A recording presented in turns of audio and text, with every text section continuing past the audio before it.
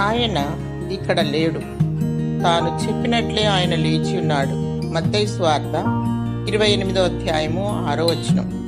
పునరుత్థాన ఆదివార ఉదయమున తెల్లవారుచుండగా మగ్దలేనే మరియయు మరొక మరియయు క్రీస్తు సమాధిని చూడవచ్చిరి.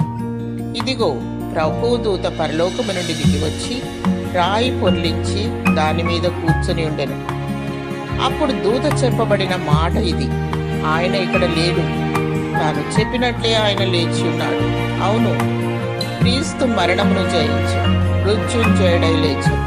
క్రీస్తు తాను చెప్పిన ప్రకారము మృత్యుంజయుడై లేచుట ఆయన నిజమైన దేవుడనియు క్రైస్తత్వము నిజమైన మార్గమనియు రుజువు చేయుచున్నది. భూమి ఆకాశములు గతించును, నా మాటలు ఎన్నడూ గతింపవు అని ప్రభువు చెప్పిన సంగతి జ్ఞాపకం చేసుకొని బైబిల్ గ్రంథమందలి ప్రతి మాటను విశ్వసించదము.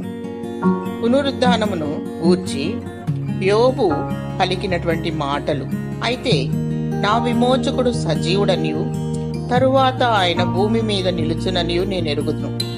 నేను దేవుని చూచుదను, నా మట్టుకు నేనే చూచుదను, మరి ఎవరునూ కాదు. నేనే ఆయనను కనులారా చూచుదను.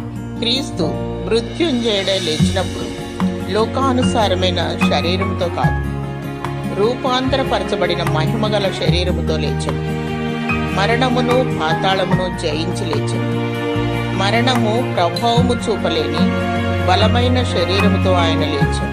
అవును, ఆయనక సజీవుడే, ఎన్నటెన్నటికీ మరణము నొందడు. క్రీస్తు ద్వారా పునరుద్ధాన నిరీక్షణ కలుగుచున్నది.